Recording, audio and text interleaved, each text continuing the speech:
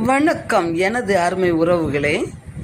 இப்போ நாங்கள் எல்லாரும் சேர்ந்து ராஜஸ்தான் போயிருந்தோம். அதாவது பிரம்மகுமாரிகள் இயக்கம் அந்த சார்பாக நாங்கள் ஒரு 10 நாள் அந்த மவுண்ட் அபு ராஜ் அந்த சாந்தி பவன், அதாவது மதுபன் சொல்லுவாங்க, அந்த இடத்துக்கு போகிறதுக்காக நாங்கள் அந்த இயக்கத்தின் மூலமாக எங்களை கூப்பிட்டு போயிருந்தாங்க. அந்த இடத்தின் ஒரு பகுதி தான் நீங்கள் இப்போ பார்க்குறீங்க. இதில் ஒரு சில பகுதி தான் நீங்கள் பார்க்குறீங்க. அந்த ஒரு பில்டிங் பாண்டவர் பன், மதுபன், சாந்திபன் அப்படின்னு சொல்லுவாங்க. ஒவ்வொரு இதுவும் நாங்கள் தங்கியிருந்தது திரிலோக் அந்த பில்டிங்கில் தான் 319வது ரூமில் தங்கியிருந்தோம். அந்த கட்டிடமே பிரம்மாண்டமாக இருந்துச்சு. அந்த ஒரு கட்டிடம் தாங்க ஏதோ நீங்கள் பார்க்குறது அந்த பில்டிங் தான். இந்த பில்டிங்கில் தான் நாங்கள் இருந்தோம். 319வது பில்டிங்கில் நாங்கள் இருந்தோம்.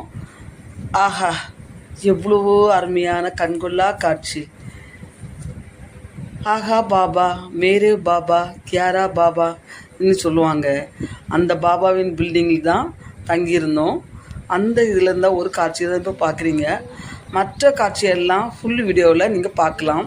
அங்கே எப்படி தியானம் பண்ணுறோம், யோகம் பண்ணி தராங்க, சாப்பாடு வகைகள்லாம் எவ்வளோ அருமையாக இருக்குது, எவ்வளோ கவனிக்கிறாங்க, ஒரு நாளைக்கு எத்தனை பேர் வர்றாங்க, அந்த மாதிரி இதுதான் நீங்கள் ஃபுல் வீடியோவில் பார்க்கலாம். இப்போ ஷார்ட்ஸ் வீடியோ தான். நாங்கள் தங்கியிருந்த இடத்த தான் இப்போ நீங்கள் பார்க்குறீங்க. அங்கேயே தியான மண்டபம் எல்லாமே அந்த இடத்துல இருக்குங்க.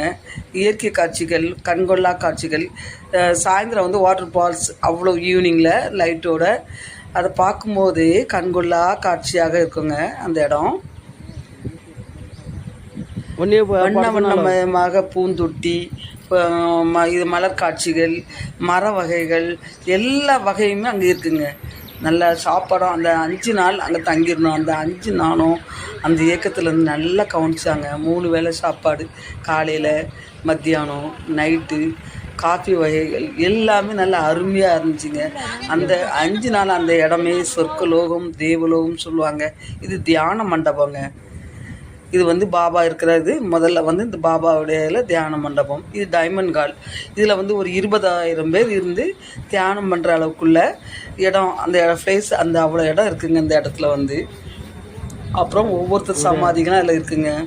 குல்சார் தீதி, ஜானகி தீதி, அந்த அவங்க சமாதி எல்லாமே, பிரகாஷ் மாதாஜி தீதி எல்லாமே அங்கே இருக்குங்க. ஆனால் அந்த இடங்கள்லாம் அந்த லேக்ராஜ் பாபா அவங்க எவ்வளோ அருமையாக கட்டியிருக்காங்கங்க. எவ்வளோ தியாகம் பண்ணி, எவ்வளோ இது கடவுள் அவங்களுக்கு அவ்வளோ அருமையாக காட்சி கொடுத்துருக்காருங்க.